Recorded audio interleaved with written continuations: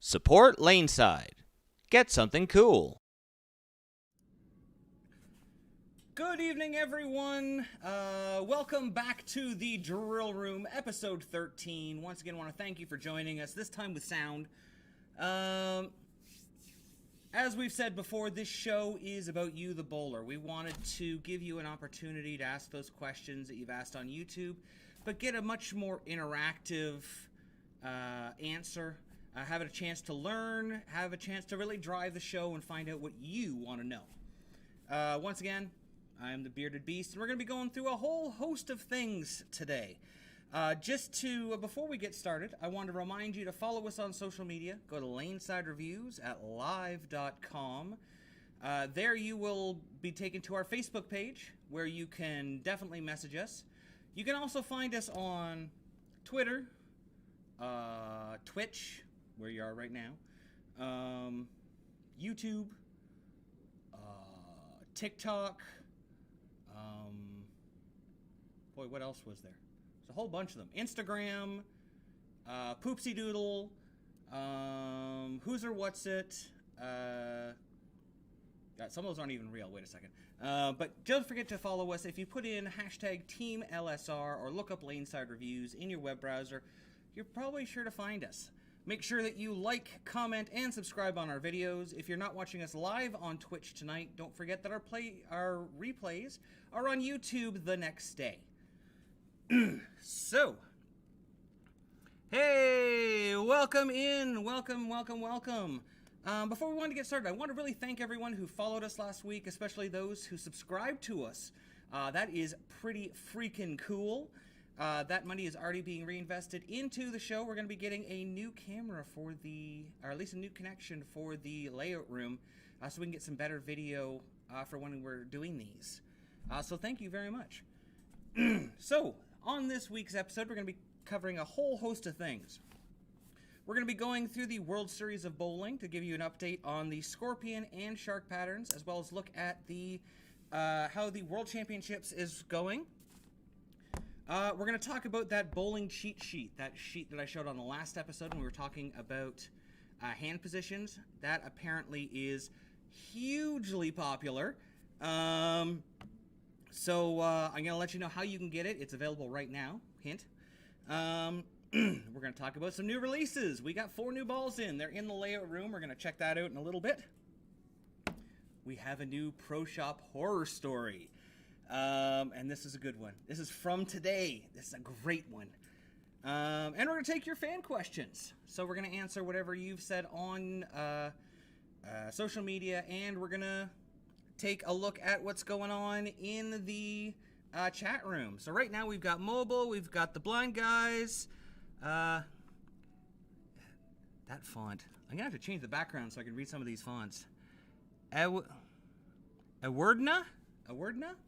Cool. Thanks all for being here right now. So let's check it. Let me see here. Make sure. Sorry about the computer borking earlier. For some reason, OBS just really does not like when you have Adobe products open. It really borks like huge. So we got that figured out now. So, as we were talking, we're going to go over to the World Series of Bowling. A lot of action has happened since Tuesday. When last we left off, our intrepid heroes... Oops. Nope, that's not the one. Where is it? Internet! Ba-ba-ba. There we are. All right. Where did you go? What are you doing? See, this is what I'm talking about. Sometimes this thing just, man, it just loves to bork. Okay, here we go. So, we've got the World Series of Bowling going on right now. We took a look at the cheetah and the beginning of the scorpion last time we were through. And I think I said when it comes to certain patterns, like scorpion, like shark, if urethane is in play, we're gonna see we're gonna see some scores. We're gonna see some familiar faces. Well, over to that scorpion pattern, and guess what? Kyle Troop, Jesper Svensson, Jacob Buttriff. And let this be a lesson to you out in internet land. No purple hammers. Jacob Buttriff is still bowling well. Just putting that out there. Jacob Buttriff. We've got Anthony Simonson. You know, Anthony Simonson threw a 97. Not a 297 or a 197, but a 9-7. 97 this week in one of his blocks. He has my utmost respect because he went and posted about it and talked about what was going on and what was happening and everything. I think it was really cool to see him talking about it. EJ Tackett. EJ seems to be really having a career renaissance right now. Through the pandemic, EJ didn't really seem to, even before that, he didn't really seem to be winning, and he has come back with a vengeance, literally. Chris Prather, Chris Vi, Michael Tang, go figure, a Tang brother. Urethane in play. Oh, look, there's Packy, another guy who's really good with urethane. Tommy Jones and Jason Belmonte. I don't know if you guys noticed, he started the World Series really, really poorly, and he has been coming on like gangbusters.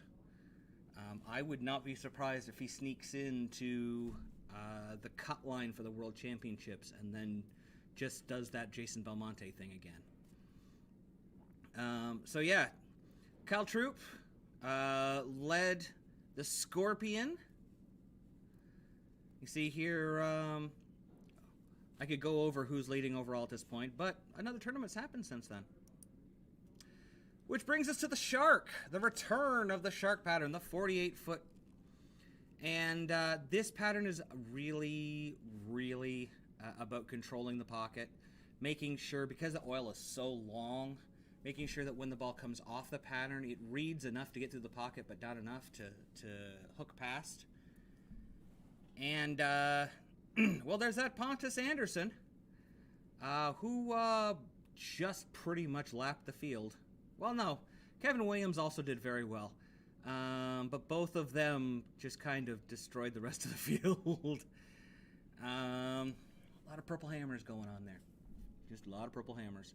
Jason Sterner, we saw him have a great opening block. I think he averaged 250 something. Christian Ascona. Oh, looky, there's Jason Belmonte. Between two tournaments, he's at plus 500 and something just off of those. So I would not be surprised to see him sneaking up that World Championship board. Jacob Buttriff again. Darren Tang. Patrick Handrahan. We're seeing a lot of names be repeated here. A lot of guys who are having really good World Series. Dom Barrett. Tom Doherty at a 300. Mitch Hoope. Yeah! Mitch Hoope made match play. Another good Canadian boy. John Fury. Jake Peters. Always good to see. And there's Anthony Simonson again. Mr. I threw a 97, but I make every cut. That dude's pretty good, apparently. And let's see here. Oh, look. Yeah, there's Jason, who's already snuck up to 12th. And this is the World Championships as of 38 games completed. Look at that. Tommy Jones led off with a 300. Jacob Buttriff up to second with 279 in there. Jason and Jason being really solid in 5 and 6. Anthony Simonson making a move for it. He jumped. Well, Packy Hanrahan had a 160 in there, so that pushed him down. Anthony jumped with a couple of good games. Yeah, we're seeing some names there. And look who's just outside the cut here. So we're looking at 3 pins for Chris Vi. About 40 pins for Kyle Sherman. That 189 there really hurt him. Norm Duke, the indestructible and immortal Norm Duke, is only 40 pins out. Legitimately, only 40 pins out of the cut for the World Championships. That's amazing. Yeah, that's pretty crazy. So that's what's going on the tour right now. There's a lot going on. And, you know, our very first championship is coming up this weekend. 1 p.m. on Fox on the 13th. Is the 13th the Saturday or the Sunday? That's the Sunday. So good old-fashioned Sunday bowling coming up on 1 o'clock on Fox. If you have Flow Bowling, don't forget, if you're not in the U.S., you get to watch it live and for free. I put that up on my Chromecast all the time, so I can watch it on my big screen TV and relax at home.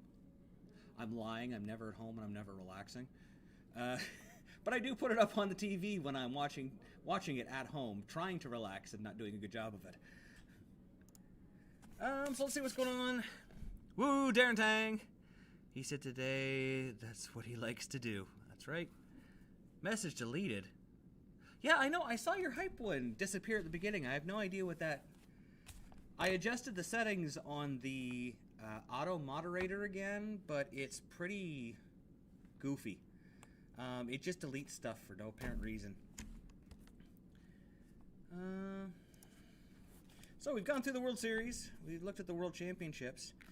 I gotta tell you, like going back and looking at these right now, Tommy Jones has a pretty big lead right now, up in first. Jacob's got a 40-pin lead, but EJ's almost 200 back. Chris is almost 200 back. So I think Tommy's got a pretty good shot at leading through here. Oh, we're seeing some more games start to trickle in here with Kyle and Anthony. Anthony's been really solid, as I said before. Oh, Ronnie making a... Look at that. Norm Duke making the run up because Ronnie Russell at a 199 there. They're really tightening up. Like 20 pins separates 19th and 16th. I would love to. I'd love to see Tommy make the show. I would really like to see Butters make the show. Just because the Flacky's taken over the Hammers. I mean, really, this is the thing I don't understand. Jacob, when he was hot, when he was super hot and winning all those regionals, wasn't he throwing the black hammer, not the purple one? Like, I know he had the purple sprinkled in there, but he was winning a lot with the black hammer. But people say he cannot win without that 1916 and 1917 purple hammer. It was literally a hammer, and we just painted it purple. No, the soft urethanes. He's showing it that he can do it. I really, really hope he makes the show. I'd love to see him win it, just so he can kind of silence some of those people who always give him a hard time. And the guy has had a really rough last few years, losing his mom. So much going on. It would be kind of cool to see Butters win. And who doesn't love Butters? Like, don't you love Butters? Everybody loves Butters. All right, anyway, back to the show. That was supposed to be woo. Let's go, Jacob. Okay, so the bowling cheat sheet. That awesome sheet that I showed you guys, you athletes, on Tuesday that has all that really cool information on it. It is really hard to find a place to share PDFs. So I do have the PDF file available, and if you email me at LaneSideReviews@live.com, I'll be happy to send you, the setup printable PDF. However, I have posted JPEG versions of the 8x10 sheets onto our Facebook page at LaneSideReviews@live.com, and you can actually download those photos and put them in, and if you set your printer to print them double-sided, or if you want to flip it over and do all the fun stuff there, you too can have it right now. Has all that awesome information on the releases, when to use them and why, information.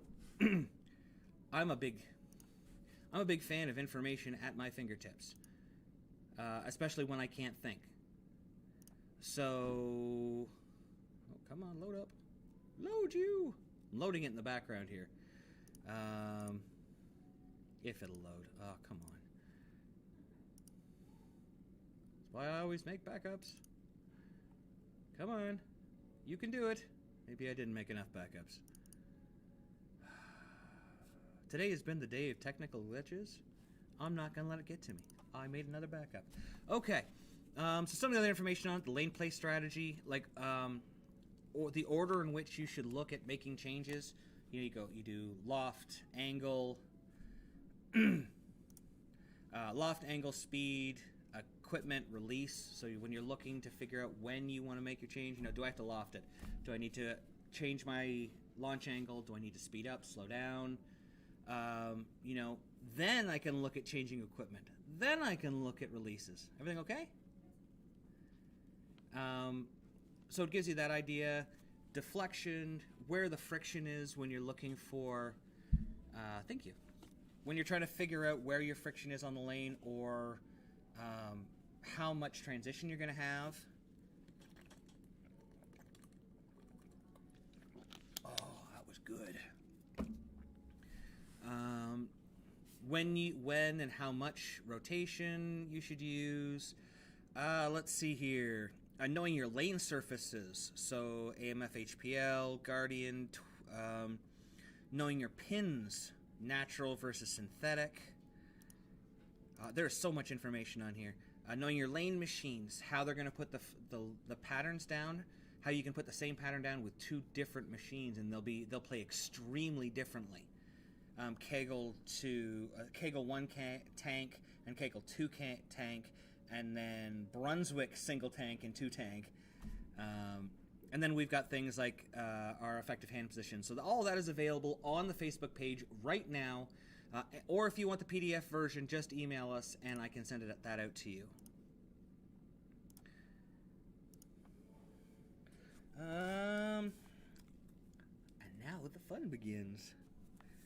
Because when I got to work today, while Purelator couldn't deliver my packages for my customers, my shipper for my new bowling equipment delivered.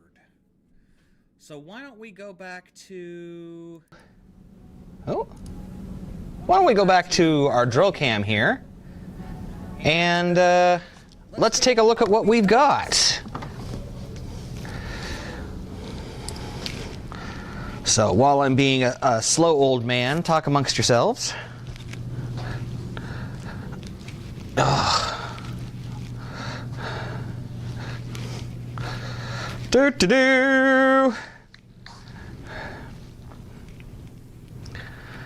Got my app loaded up so that I can see. Don't unmute.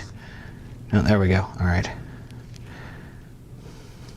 So I can check out the chat room. My apologies for the mess. We were a little late getting started, not just because of the computer borking, but I was drilling equipment right up until we were getting started today. This is an active shop, so we get customers coming in from all over the place who, want to leave with equipment, and I do my best. I endeavor to make sure that anyone who comes in can leave in a timely manner and be able to bowl with what they've ordered. So I was a little bit behind. I'm sorry. So let's check out what we've got on the bench. So we've got the new national tournament winning Columbia 300 Speed, the Brunswick Defender, the Conspiracy Scheme, and the Bigfoot. Probably the one I'm most excited to talk about. We're going to save it for last. We're going to start off with the Columbia 300 Speed. Now this is an asymmetric ball. We're looking at an RG of 247 with a differential of 050 and an intermediate differential of 015. So we're looking at a ball that's got a fair amount of early potential to it. It'll spin up pretty easily. At 050 differential, we're looking at a lot of flare. And at 015, we're looking at something that's kind of in the middle. It's not quite on the symmetrical side of things. It's not quite really symmetrical. It's not going to roll forward. I think if you notice when Dom threw this on the show, the motion on it, even though it was asymmetrical, it had a small hook window on it. It really was getting around the corner for a big, strong ball. Now here's the question. How should we lay this one out, guys? Yeah, the speed does look good. This crimson and red and black, that looks so good. How should we be laying this thing out?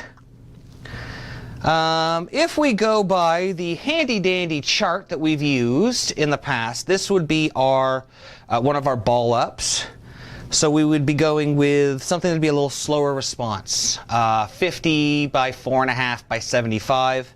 That pin would be below the fingers with the mass bias kicked out towards the valve line. It's going to be something that's going to be a little smoother. Right, I forgot Rob was a staff member. We could do that with this one, or we could drill it. We could drill it as something a little stronger. Go maybe pin up with it. A little faster response, because we do have the Defender as well. The Defender from Brunswick, we're seeing kind of similar numbers to it. 247 RG of 054, so a little bit more flare, but an intermediate differential the same as 015. So we're looking at, you know, the Formula 1 solid versus the Act 3 solid. We have two balls. We kind of have a choice here of the way that we can lay them out. So why don't you guys take a second and talk in the chat there, and we're going to lay it out tonight while we're here. So those are the first two, the Speed and the Defender. Ooh. That does not look like Luke Cage or Jessica Jones. Nor does that, I don't see Charlie Cox hanging out anywhere either, so I don't think it is a Defender. Now, oh, these two. Oh, these two. So, the conspiracy scheme is kind of a re-release, but I don't really like calling it that. It is a solid, so we had the original Conspiracy, the Black Conspiracy, which was amazing. It was a little flatter with the surface on it. This one you can see has a little bit of a shine to it. Also has that mythical gold sparkle to it. Sparkle, sparkle. It's that new thing that makes all the Brunswick stuff hook like a bat out of HE double hockey sticks down lane. So even though this is a solid and we've already had it, I'm expecting a much different shape out of this, even watching people throw it. And there's been a lot of honor scores with it already. It has a bit of a different motion, a lot cleaner up front than we saw with the black one. So this one's going to be really interesting. And then this guy. Oh. Where's the gem? Oh, I wish I had a gem here. I would definitely drill that. That Defiant core, Scoops and Wayne love that ball. Just absolutely adore that core. And it's got a big fat cover stock on it that helps slow it down. I would love to have one of those here to review for you guys. Here's the Bigfoot. I love the color pour on this one because there's like green swirls into our Bigfoot. Reminds me a lot of the Guru Mighty cover stock, but nicer looking. The pearl is much more defined. So this is the new modified core. Let's see, I'll pull. I always keep all the old drill sheets around me here.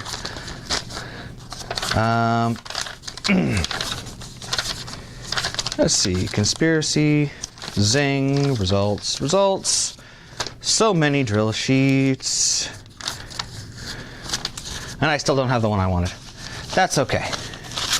The original version of this has much more of a band around it. And you can see in this one, they have cut it out, making more jetted peaks of that core.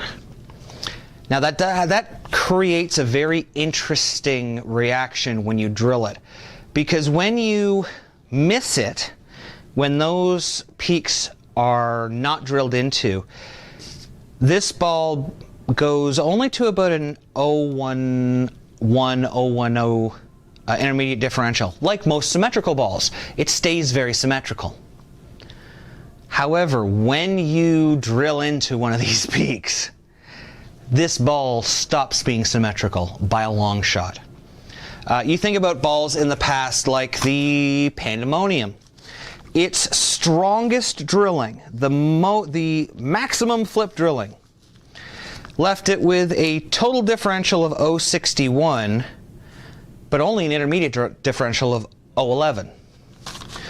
You look at the Closer, intermediate differential of 0.13, maximum differential of 0.56.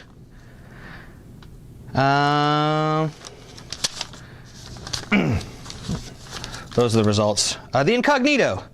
The Incognito, 0.54, 0.22 for the most versatile, the 4-inch pin position. Those are asymmetrical balls. Okay, they're supposed to have that short hook window. Look at that. The Bigfoot has an intermediate differential after drilling of 0.20 in the maximum flip, or the most versatile is 0.19. Both of them with total differentials over 0.60.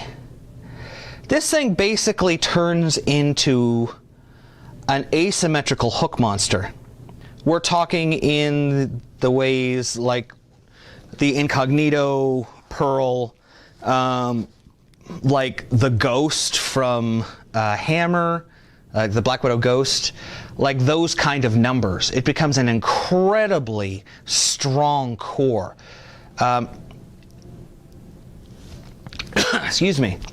And that larger intermediate differential gives it a shorter hook window than a regular symmetrical ball, but a longer hook window than you would see from a asymmetric ball. So it has a very special place when you're looking at reactions, because it's literally going to be the in-between ball between your strong asymmetric and your symmetric ball. This thing has been tossing some silly scores around. I know there was one that was put up, somebody shot 300 and then 3 279s, a ton of 300s, a ton of 800s. The ball hasn't even come out yet and it's got more honor scores than a lot of balls get, period. So this one is going to be a lot of fun. It does remind, the core does look a lot like the Shapeshifter core.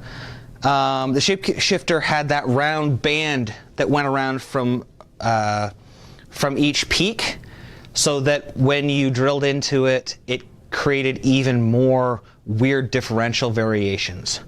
So, but good pull, really good pull. Speed color scheme looks like the Ruckus Feud, yeah. Well, the Sasquatch and Bigfoot basically are the same creature. Nuh-uh. They're cousins. They live in different places. See, Bigfoot lives in the Oregon area. Sasquatch lives in colder areas to the north. Then you've got your Yetis and other manners of abominable snowmen. They live in frigid climates. Then don't forget your Wendigo, which is your native version. Your indigenous person, I should be correct on that. There's all sorts of different versions of the Bigfoot. So let's lay these out. Let's get some lines on these things, right? That's what we want to do. Now that we've talked about them, let's get some silly lines on them. All right. So for myself here, for this, I already had an idea of what I want to do with it, and seeing those numbers just kind of absolutely put them there for me. Yay, Yeti! Would you like a snow cone? Hey, hon? Would you like a snow cone? Oh, Monsters, Inc. Okay, so I want to take advantage of the cover on this thing and the core. This is a pearl cover, but it's still got that sparkle in it. I'm telling you, that sparkle has been the best additive anyone's ever found. It just makes everything hook a ton. Welcome to the Himalayas. Would you like a snow cone? So let's make this actually relatively strong. Let's go with a 4.5-inch pin position. Now I know on theirs they like that 3.5-inch pin position. I'm just worried it'll end up being far too strong. Going with a 4.5-inch pin position, we do get the intermediate differential of 0.17, which is still pretty strong. And then we can strengthen it up by increasing our drill angle to make it a little faster off the spot. Because normally, if we go by our drill chart, we would have gone with a 40 or a 35 degree val angle to make it strong but controllable. But we want to see what this thing can do, especially on a house shot. So why don't we go by 25 degrees? Do you think 25 degrees is too much, guys? Do you think it's going to be too strong off the spot down? I love gold! Do you think... that might be too loud. I don't know. Do you think 25 degrees is too much? Do you think that might be too fast response? I can never tell.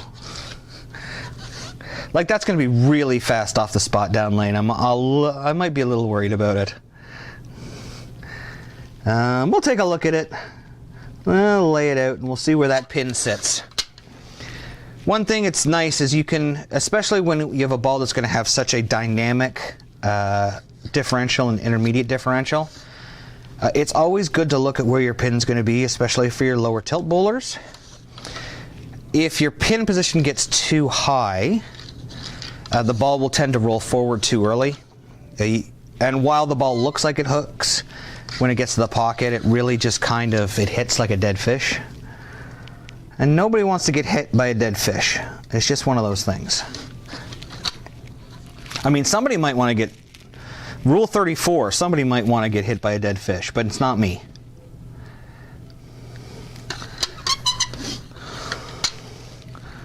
Let's take a look here.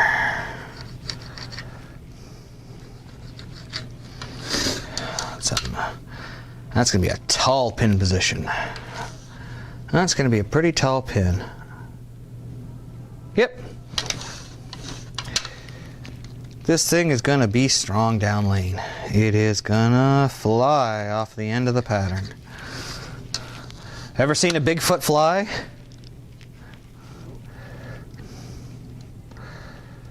Okay. So we'll just finish putting some lines on there. Bam. Okay, there we go. So we've got about a 3-inch pinned inside point here, so it's definitely pin safe.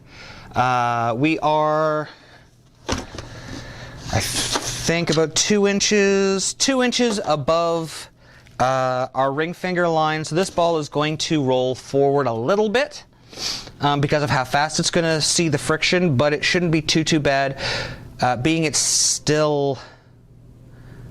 it's not like an 0.30 or like differential. It's not going to just roll straight out. So this should be pretty fun. Liking this. Next, conspiracy scheme.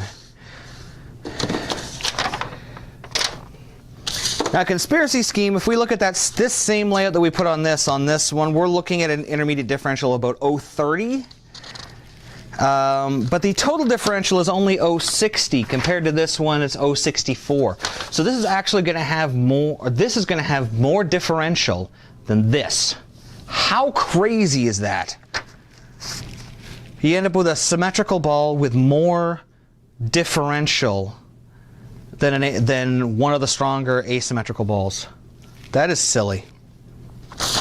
So for this one, we're going to put on one of our regular layouts. This is definitely a ball up. This thing just hooks a lot. So we're going to make sure it's a ball up. So we're going to go 55, by 5 inches by 35 degrees.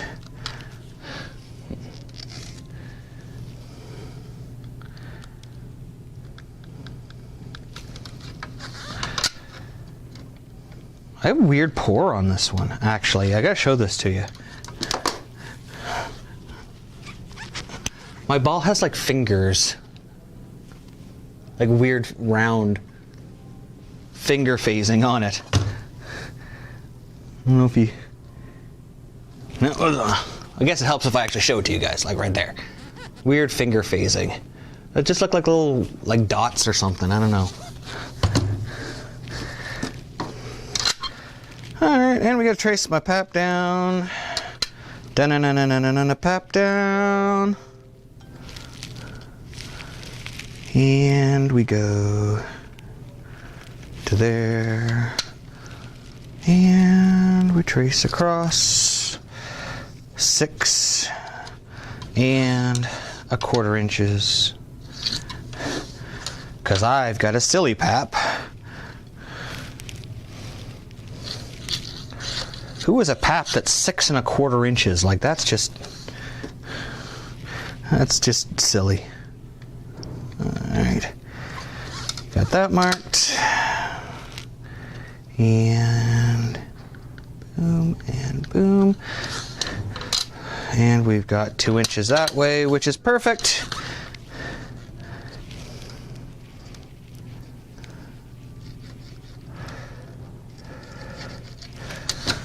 Just put a couple more lines on this and I'll show you the positions. Okay, so we've gone with pin. This one is only about 1 1/4 inches above my ring finger. It's 2 inches from the inside line. You can see a fairly strong mass bias position in towards the thumb. This is the kind of layout we would have used to use for to really get the ball to read for our speed dominant players. With our mass bias there, we'd put a big old hole right on top of that thing there. A big old P4 hole, as big and as deep as we could to get the ball to read earlier. Now, it's just gonna hook a ton.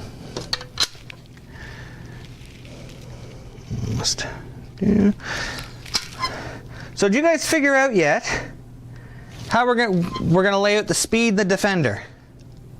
Are we going to go with a faster response layout pin up, or are we going to go with a slower response pin down on the speed?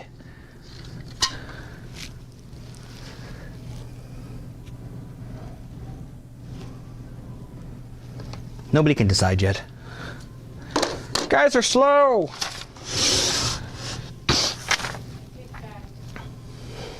You think we should go fast?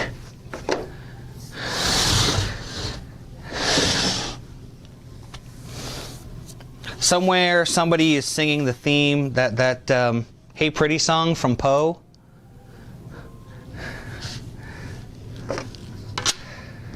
Don't you want to take a ride with this ball? Oh, I don't even really want to drill it because it's so pretty. Like the pour on it, the mix of the colors is just so nice. It's a shame to drill it. Even with the yellow on it, it's just so nice. Alright, so let's get ourselves a pin-up solid here. Now, what would you use this for, Rob, while we're talking about it?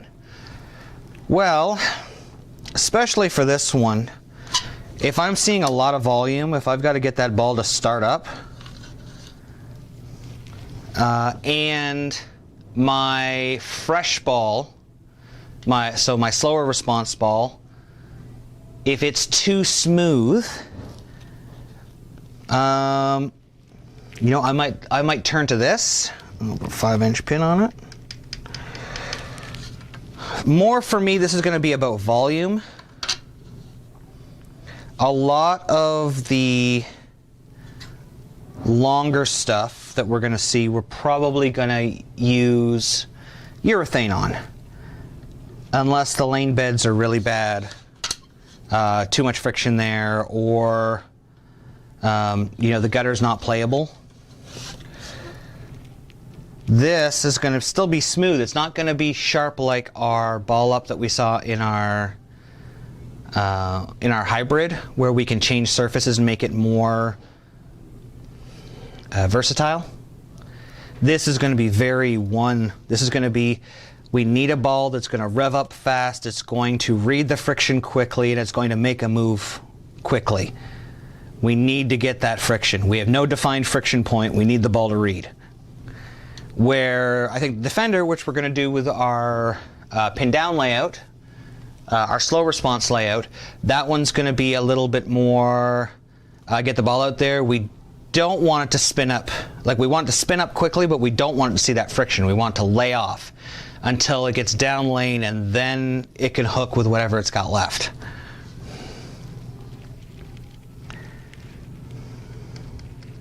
Boop.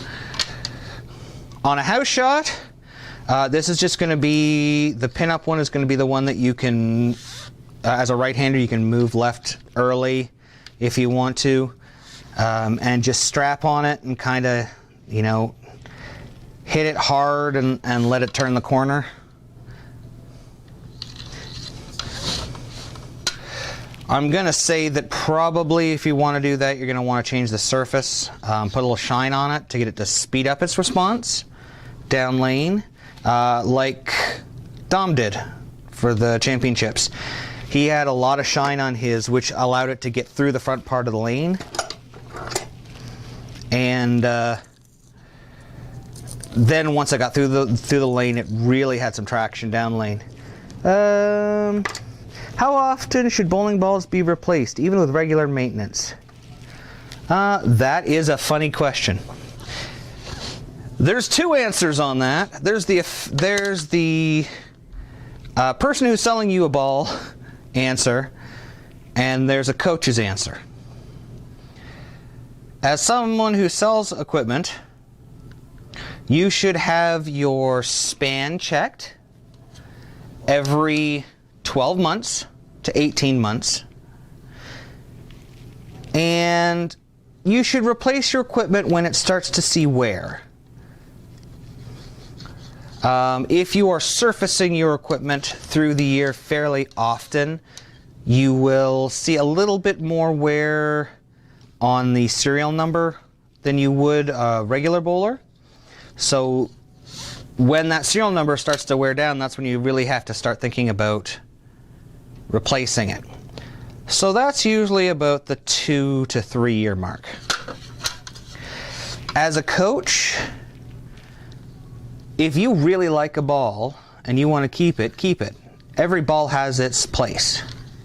You have to realize, though, that the reason that a lot of these balls come out with these new, stronger cover stocks is we're seeing new, slicker oils. We're seeing longer patterns. We're seeing new ways of applying it. So it's kind of a cat and mouse game, making stronger covers and stronger cores and so on and so forth. So a ball that you bought 5 years ago probably still has fairly close performance to what you could buy out of the value line or the not quite new release lines from all the companies that are still out there.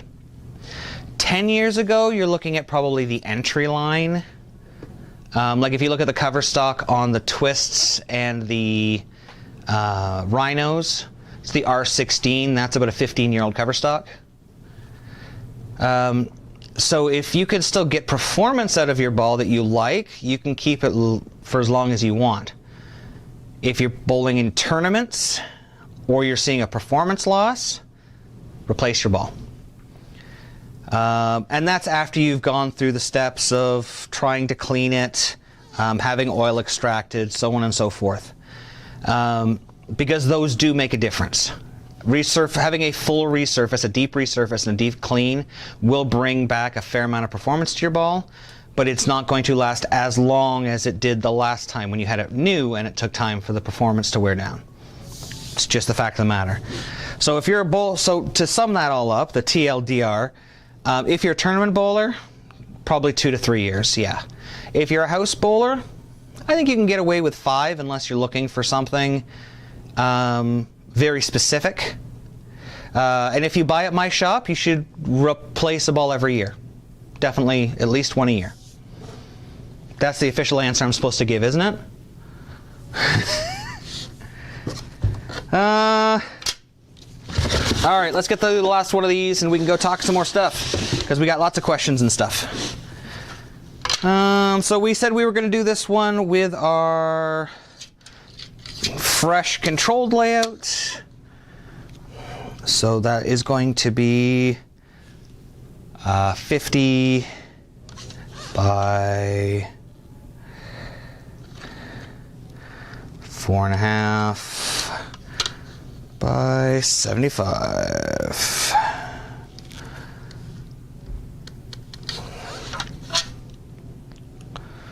And that'll place the that's going to place the mass bias just outside. It's going to be past our valve line, which will help it spin up a little bit faster. It's like placing a weight hole past your valve line. It increases your flare. Pro Shop answer: you need every new ball coming out. Absolutely. No, honestly, as someone who has access to a lot of bowling equipment, I understand how quickly or how slowly they can wear out. Probably better than a lot of people, because we get them, we do fairly extensive testing with them, and then we have the option of letting them sit and then come back to them and seeing how they perform. So if we come back to something and it stinks, like it loses performance or it's terrible, we can say something. We haven't really come across much yet. Knock on wood. Ow.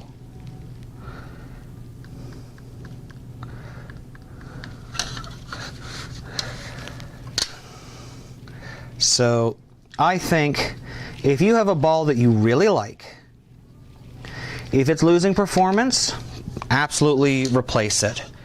Also consider replacing it with the same ball. A lot of people come in and they're like, oh, hey, there's this ball that I bought that's still in production and I really like the performance. What should I buy now? What are you replacing? Oh, I'm replacing that ball. Oh, well, why don't you buy another one? Oh, why would I do that? If you like it, get another one. That's me. Okay, so here's our Defender layout. So you can see our pin is about 3/4 of an inch below our ring finger. It's going to be slower response. And our mass bias is out past our valve line. It's about a 3/4 of an inch, not 3/4, sorry, 3/8 of an inch past our valve line. So that'll help it spin up a little bit better. So that is our 4 new releases I'm going to be drilling up this week. Hopefully we can get in and shoot them this weekend. And we'll be able to shoot them and get the videos to you guys, hopefully sometime next week. That would be really cool, I think. All right, so I'm coming back to the desk here. Whee!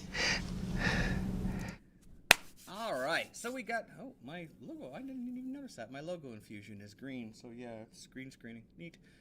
I have a hole! Ah, I've been shot! So now we've got those in there.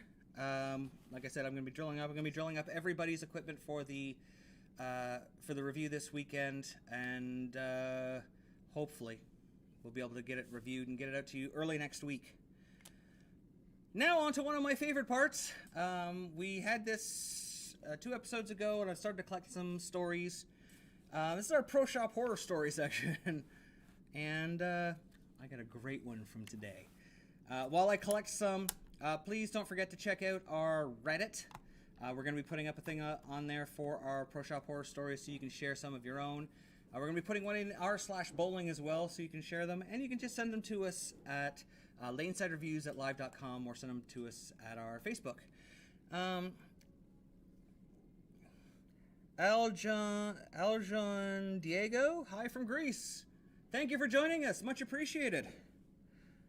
So I had a customer come in today, into my shop, and about, well, I guess it was Christmas time. I had a really, really ridiculous deal on shoes, basically less than half price. And I'd gotten some really nice shoes in for people. Some of the nice KR Hammer, the carbons in white and in black. Some of the 3G shoes from 900 Global. I had Team Brunswick's, my favorite Team Brunswick's in. I had like all the manufacturers. One of my customers picked up a pair of the Hammer black carbons, the high-end ones, that regularly go for like $300 here in Canada, with the interchangeable soles and the interchangeable heel, and I had them on for about $120. So a pretty good price. So he came in tonight to let me know, to pick up some equipment, to let me know how he was doing, and I asked him how his shoes were, and he said, "Oh, I didn't like them very much." I was like, "Oh, what's the problem?" He said, "Well, the heel and the sole could come off. They were Velcro. I didn't like that. But I got them to stop because, you know, sometimes they would peel a little bit. So I took out the glue gun and just laid a big old bead of glue all over it and some clamps and some plywood, and she's stuck good now."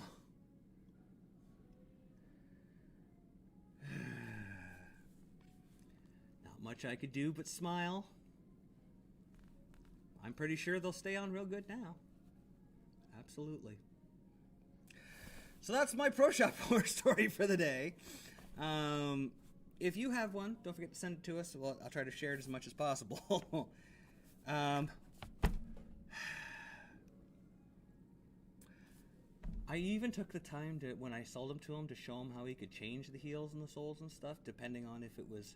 And I told him it was too much shoe for him, but at $120-ish for that kind of shoe, you really, like, you... So much for interchangeable. Yep. No, they changed from sneakers and to bowling shoes and back again now. So, but yeah, that's my story for today. And now it's time for fan questions. We have gotten lots of stuff, lots of comments and questions over the last couple of days since our last show. So we're going to end the show as we always do by going through a few of those. Let's start on Facebook. Facebook, Scotty Lewis Thompson. That is an awesome glove and ShamWow that you got. Thanks for sharing them with us. Now over to YouTube. Studio. Come on, show me all my comments. Let's see here. From our last episode, we've got Hershey. I think he was on earlier, too. Referring to the shake hands part of the video, years ago I was first taught to hold the ball as if you were shaking hands through the swing rather than going from behind the ball around to shaking hand position. Was told to stay behind and under the ball and point your thumb. Ooh, nowadays I tell people it's more of a yo-yo as I watch pros like EJ. Yep. Now that I'm thinking of it, the arm wave dance move seems to be more accurate. Yep. But all the motion is, the motion is unloading the wrist. Yeah, absolutely. It is. All of the rev is from unloading that wrist and the way that you chase your thumb to your fingers. Depending on the direction, you can change your rotation very quickly. Love the stream. Thank you. Much appreciated. End of urethane. Corbin. Know why I hate the new rule? Because it's going to end up trickling down. Since this episode has gone up, we've already seen it. Yep, we already saw it happen at the U.S. Nationals. Hey, Brunswick is putting out a really nice replacement program right now. If you contact them, they will replace your hammer for you, and then you don't have to worry about it. And if you don't want to give it to them, you can send it to me, and I will happily send it to Brunswick to get a replacement hammer. I will take as many of them as you want to send. New Year themed rules are stupid. It's only a matter of time before they are fully banned. I don't think we'll see them get fully banned. I think before they go that way, we'll probably see another durometer increase, the hardness, before we'd see them ban everything again. Because it's a lot easier for them to just say it has to fall within these specs, and then, oh, it's not actually banned, you're just not allowed to use it.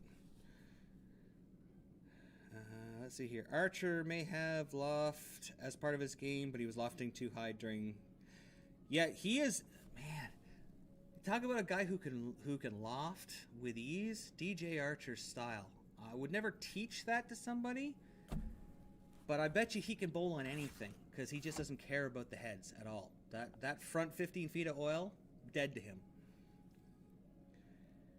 Scotty Thompson. My mom will be getting me a Radical Spy on Thursday. Congrats, that's awesome. I love my Spy.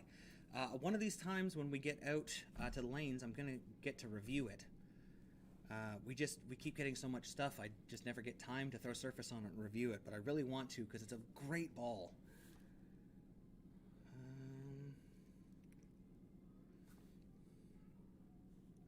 Somebody complaining about durometers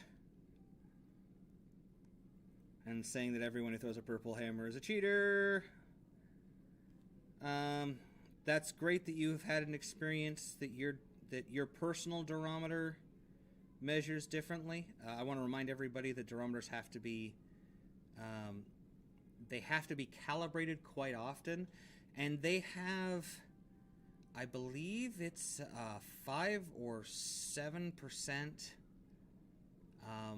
margin of error, which on this, you think on a 72 can go as low as 68. So if, what will it be on an uncalibrated one, depending on, it also depends on temperature. They keep them at a certain temperature when they do the testing. They do an average of 10 punches. Like, there's a whole bunch of stuff to go in there. If you have your own, that's awesome. But it's what they get, not what anybody else gets. As for older stuff, not losing durometer measures as much, you've just been lucky. I also have a Grizz, and I cannot throw one of my 2 Grizzes because the Grizz is now under 70.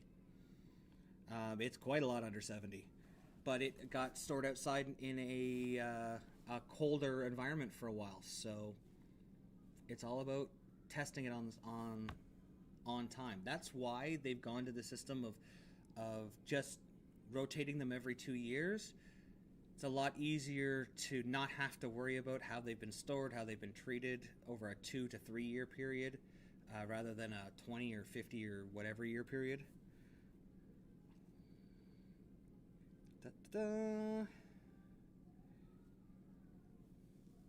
I don't think limiting technology at all is a way to fix this. You look at the kids, they get their PBA's sport ball 3.02, I think it is now. They still shoot 250s with it. Like, it's not the equipment, and that ball has almost nothing. It's like basically a nothing ball, and they still can shoot huge scores with it. It's not about equipment. I wish people would get off it. Equipment is a tool. Look at the athletes we're producing now. 10 years ago, we didn't have the kind of video analysis that we have now. 5 years ago, bowling didn't look at physical fitness the same way we do now. I have athletes who are in the gym 4 nights a week, 5 nights a week working out. They're putting in as much work as powerlifters, as track athletes, as baseball athletes. Bowling is slowly becoming a sport with athletes in it, and we're seeing a stronger, more specialized athlete coming out now. We're seeing much better coaching going on. That's why we've got guys like EJ at 135 pounds has a 550 rev rate, because his game has been built in such a way that his timing is perfect. He doesn't need all the strength. He's using his leverage to do this. And we never had this 10 years ago. We didn't think about these things. 20 years ago, we didn't worry about surface. We didn't worry about layouts the way we do now. We didn't worry about all this stuff, and scores were lower. Now that we've become much more specialized, scores are going up. Bowlers are getting better. So limiting the equipment is not going to do it. We're just seeing a renaissance, a better bowler coming out and bowling. My national athletes, I look at them. None of them throw the same way. All of them are becoming better and better athletes. All of them are throwing better and better scores. Like, that's what happens with athletes.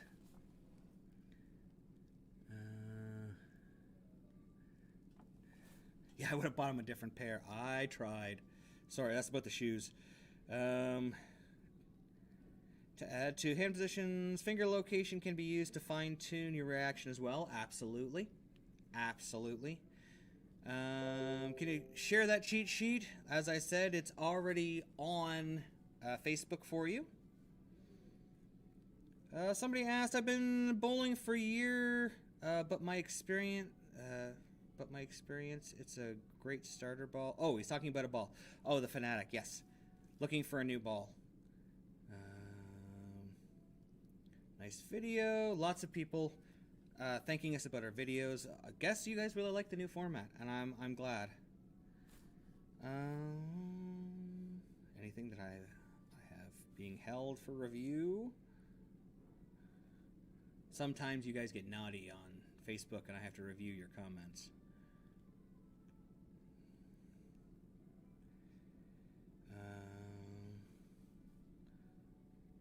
Gary, as always, enjoyed the content, information of these videos. Mentioned Big Bowling and the new ball. They have some interesting core numbers. RG of 255, differential of 057. Yep, that is a core that goes down lane and definitely has a lot of flair. And they've got that new record that came out, yes. Oh, here's somebody great. You can't call these ball videos if every ball is thrown the same way on a house pattern.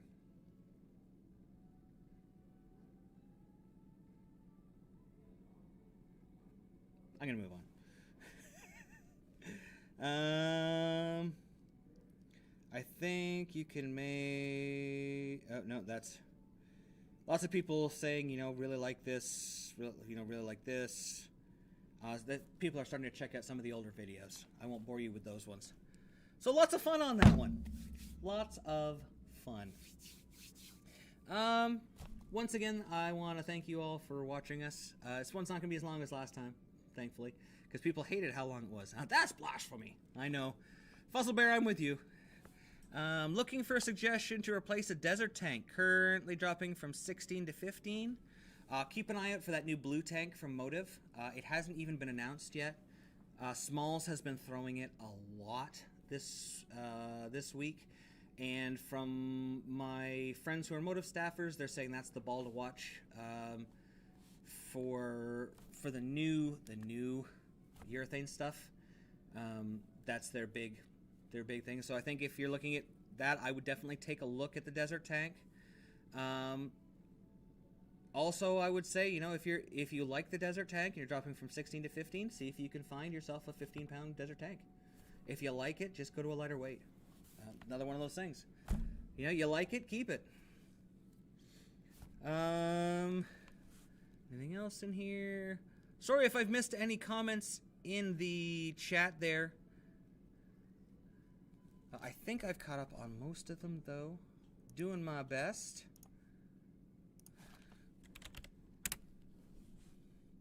Just going to make sure I haven't missed any last questions before I send us all along our way. Along our merry way. We are currently up to... Oops, wrong one. Where are my subscribed friends?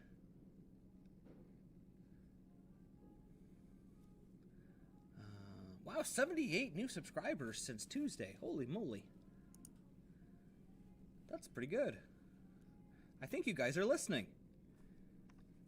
Well, I did promise that once we got to 40% subscribed that I was going to give away a whole bunch of stuff. So, I guess I'm probably going to have to get us there, aren't we? Where is it?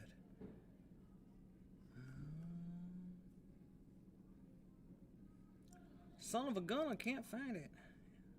They moved my menu on me. Subscribed. Not quite 40% yet. We're not quite there yet. We're almost there. A little bit longer. So remember, guys, please make sure you're subscribing on YouTube. We have a lot of cool stuff. We have, I think I've got at least 10 jerseys I'm giving away. There's at least 10 in that bag, isn't there? Might be 20. I don't know. I'm giving away a lot of jerseys. A lot of awesome jerseys. And that's just for watching and subscribing on YouTube. We're going to make sure that we reward you all for making us as successful as we are. Want to remind you that this show will be up tomorrow, sometime tomorrow for replay if you didn't catch us tonight on Twitch. Our shows are always on the next day. On our YouTube page, make sure that you like, subscribe, share them, put a like on them, put a note, because remember, when you put your questions on them, we read them out here on the show. We answer them for you if you can't be here. I want to thank Scoops for being in the chat and for being here on the show. He and Wayne help make all of this possible because we need somebody to throw the bowling balls. And look good. I'm not doing it. So we need somebody to be sexy on the videos there. And don't you know that Scoops is a sexy, sexy man? Don't forget to follow us on all of our major socials. Look up hashtag TEAMLSR or LaneSide Reviews. We're on Reddit. We're on TikTok. We're on Instagram, Twitter, YouTube, Facebook, all the things. Don't forget to send us your emails at lanesidereviews@live.com. On our next show, we're going to do more of your questions, and we're going to do, we'll talk about if we were able to shoot the review videos and what our first impressions are. And we're going to go into some drills and things that you can do at home to help you get better away from the lanes. As we're getting into these summer months where we're going to want to be outside more, I'm going to give you some training tips as to how you can work on your game as a whole while still getting some sunshine and not having to pay for lane time. That way when you do get to the lanes, you can make the most of it. That's right. Damn sexy. So, I think that's about it. Guys and girls and everywhere in between, they, them, me, you, he, she, all of you are all welcome here at the Drill Room because this show is for you. So until next time, we'll see you laneside. And I even know where the intro screen or the outro screen is this time. Thanks for watching. Don't forget to like and subscribe and turn on notifications so you never miss a show. So until next time, guys, we'll see you laneside.